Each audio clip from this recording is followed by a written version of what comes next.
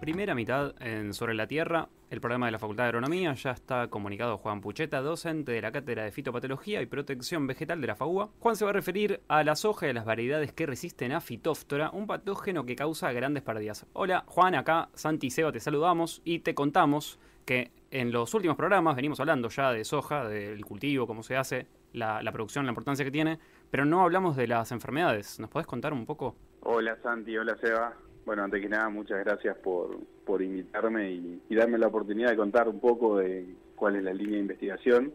Volviendo a tu pregunta, la soja convive con enfermedades, como todo cultivo. Eso es una cosa que tenemos que tener en claro, que va a pasar, es algo que sucede y que es normal que suceda. Así que por ese lado, establecer que los cultivos se enferman es importante. Y te puedo hacer un ranking de, si querés, de esta parte de enfermedades, pues sobre todo las que afectan a la soja, donde tenemos la mancha púrpura de la semilla, la mancha marrón y la podredumbre de la raíz y base del tallo de la soja. Como bien dice el nombre de la enfermedad, te describen un poco qué es lo que uno podría ver, y dentro de la última que te mencioné es la que está el agente causal es Phytophthora sojae. Ah, mira, ¿estos dos son los más dañinos para la soja? Sí, ese sería como el ranking 3. La primera en realidad pertenece al conjunto de enfermedades de fin de ciclo, que como bien se dice aparece sobre el final del ciclo del cultivo. Sí. Y la particularidad de Phytophthora es que puede infectar durante todo el ciclo de cultivo.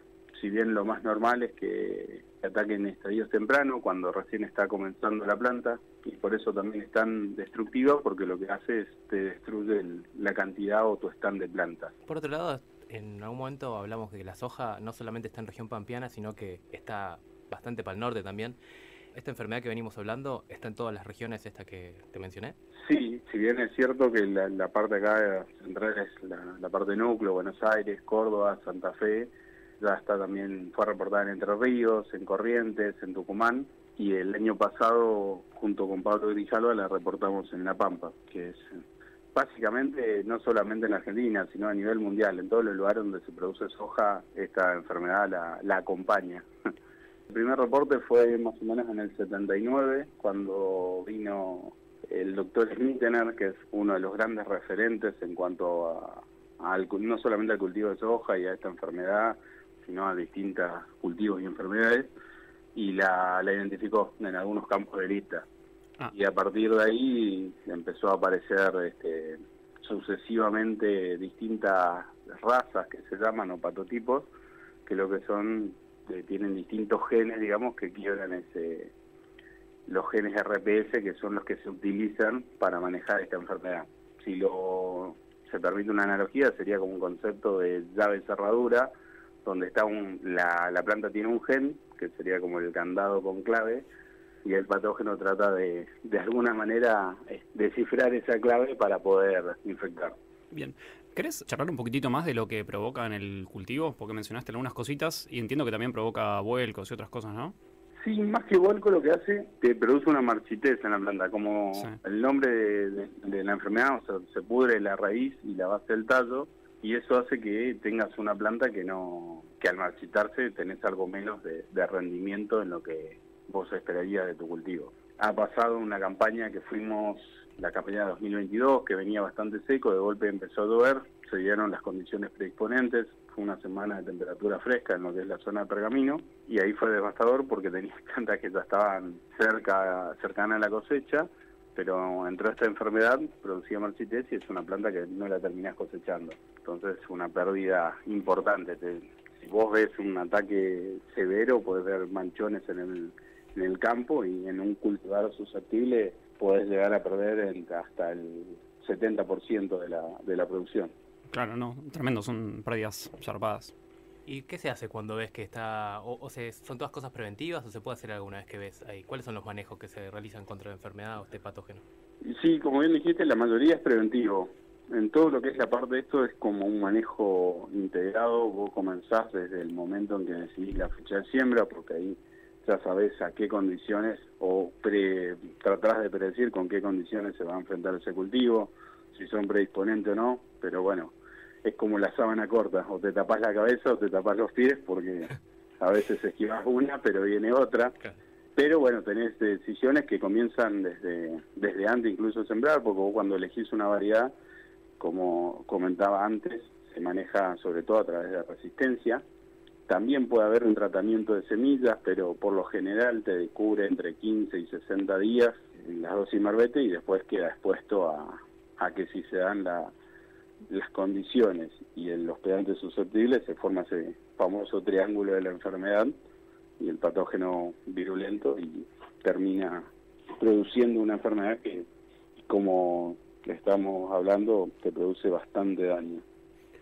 Muy claro, Juan. Y en el estudio que nos venís a contar, ¿qué analizaron? Bueno, ahí analizamos dos cosas, o lo podemos dividir en dos etapas. Si bien te dije esta parte que se maneja a través de resistencia genética y este concepto de la cerradura, hay otro tipo de manejo que llaman de resistencia parcial o tolerancia a campo, que es eso en lo que me centré. Que en lugar de tener como un solo candado, lo que haces es tener distintos pestillos. Y te tratás de que el patógeno por ahí, el primer pestillo te lo abre fácil, el segundo le cuesta un poco más, el tercero un poco más, el cuarto un poco más, y bueno, hasta que en algún momento le da tiempo a que llegue la policía y no te ingresa a la casa. Entonces, esa parte es lo que tratamos de hacer, de lograr, que es la resistencia parcial. ¿Y cómo lo hicimos? Investigamos distintas metodologías. Había una tradicional que era un poco engorrosa, que se hacía en maceta, o sea, se probaba el genotipo directamente exponiéndolo a distintas razas de este patógeno, donde ponías capas de agar donde estaba colonizado por Phytophthora hojae. Y yo lo que probé es otra alternativa, que era con arroz infestado con el patógeno. Eso te permitía probar más patógenos. Y otra, porque no conté, pero es importante, que lo que infecta en realidad son zoosporas, que son como estructuras flageladas, móviles, que se desplazan a través del agua. Esa es una de las condiciones más importantes para lo que es esta parte de enfermedad, así que lo probé en hidroponía. Claro, ¿eso qué es? ¿Es como una estructura de resistencia, una cosa así? No, es la estructura infectiva. También tiene este patógeno en particular tiene una estructura de resistencia que se llama espora. Ajá. Ahí viene esta denominación de hongos huevo también, porque cuando lo ves a microscopio te forma esta doble pared que te sirve como resistencia. Eso, cuando se dan las condiciones necesarias, adecuadas, germina y te termina dando un esporangio que produce estas zoosporas, que son las que nadan atraídos por el exudado de las raíces y infectan la planta. Ah, mira, tremendo. Bien. Y eso, entonces comparaste los patotipos con las distintas variedades que tenías.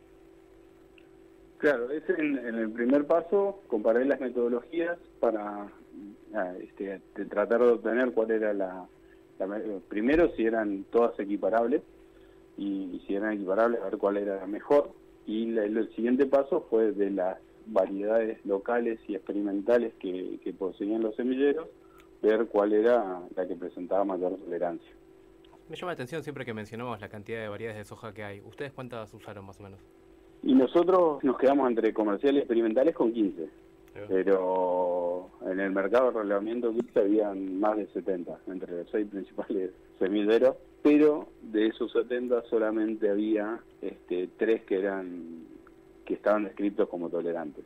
Bien, ¿y qué encontraste, Juan, cuando comparaste las metodologías? Bueno, primero que son equiparables entre sí, solo que tenés una que se destaca más, que es la del arroz, por el tema de la mayor versatilidad.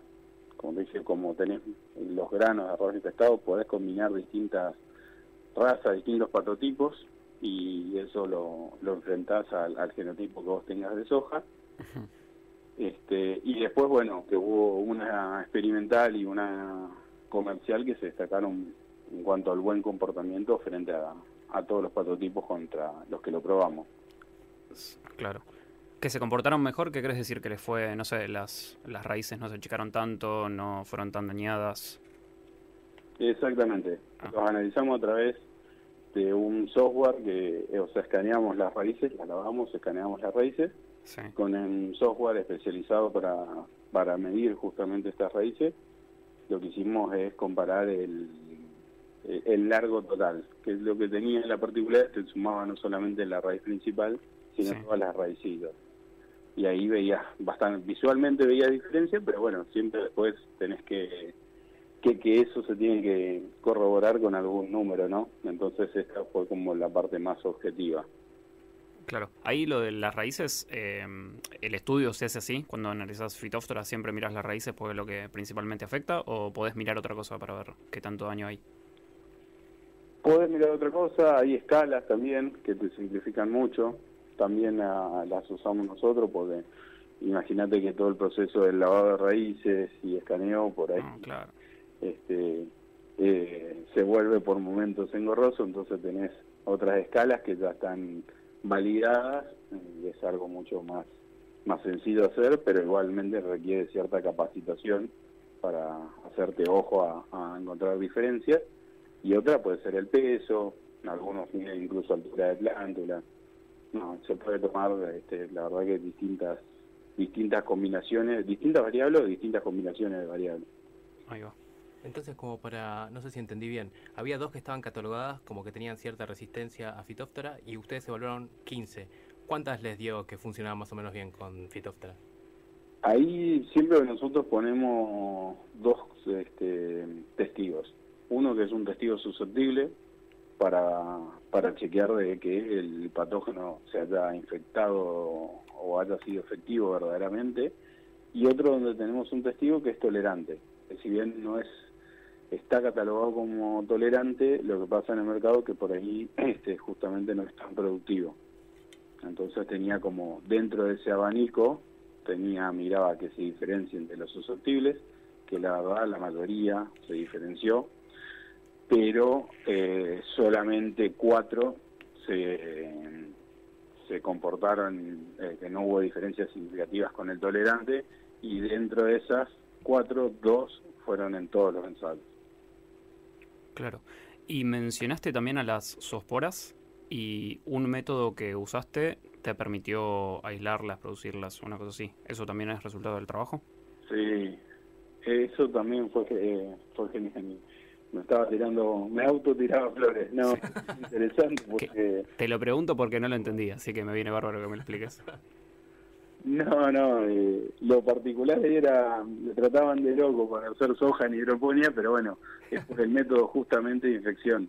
Lo que no conté de los otros métodos, cuando vos sembrás, le das un cierto tiempo y lo que tenés que hacer es inundar la maceta. ¿Por qué? Porque justamente necesita agua el patógeno. Es como viene una lluvia que te llueve 3 días seguidos, el suelo te queda anegado, en algunas zonas inundadas, por eso por lo general comienza la enfermedad en lo que es la parte de los bajos, porque es justamente esta zoospora lo que está infectando. Es una estructura que nada hacia la semilla. Y ahí la dificultad justamente de este método es producir esas zoosporas, que no es fácil, hay algunos métodos citados, pero bueno, tuvimos una combinación de 2 métodos que estaban previos, con los que pudimos obtener estas zoosporas y poder probarlas en hidroponía. Claro, o sea, la obtención te permite estudiarlo. O sea, si vos lograste este método, quiere decir que podés estudiar más patotipos. ¿O lo podés hacer más fácilmente?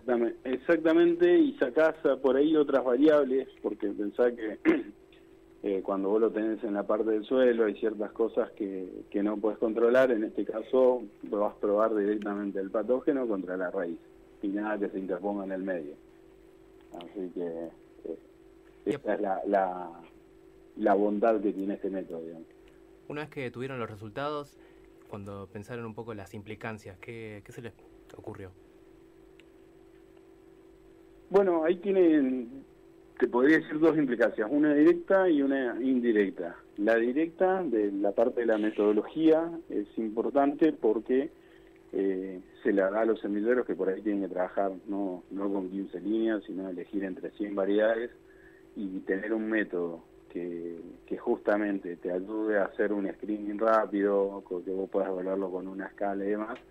Vas ganando tiempo para seleccionar los mejores materiales o con mejor comportamiento frente a esta enfermedad. Y la indirecta justamente es para el productor, porque cuando tiene que decidir qué sembrar,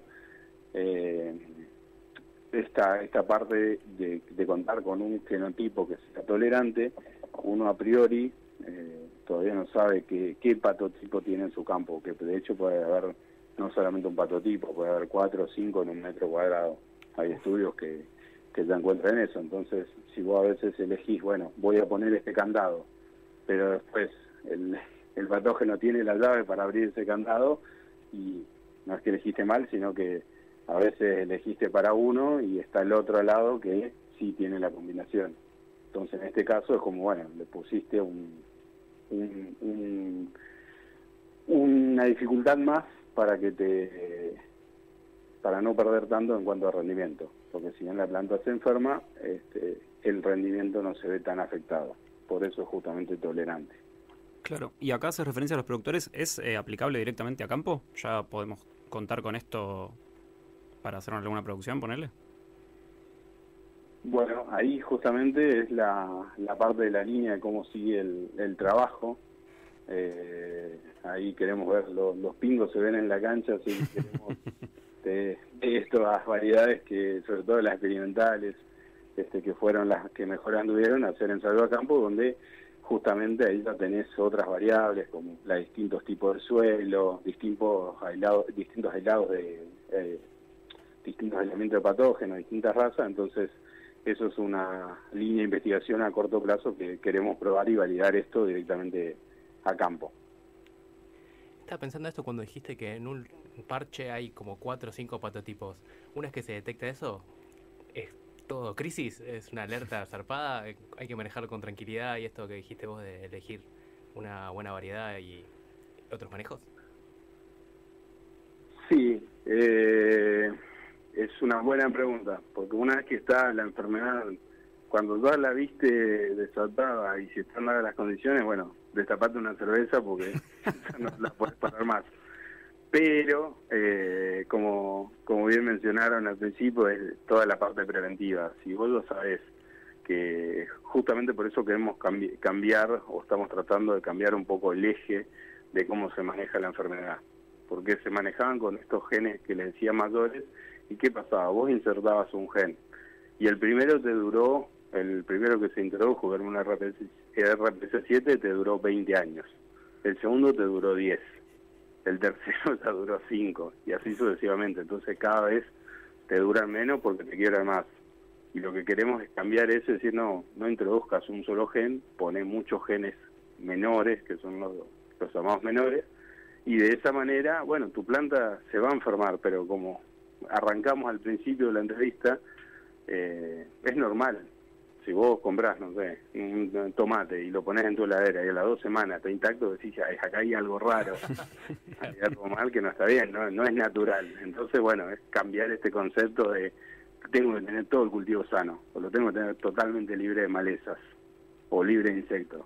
Y es como no, paremos un poco la pelota y miremos y veamos qué alternativa hay, sobre todo que también sea un poco más duradera y un poco más amigable también con lo que es la parte ambiental.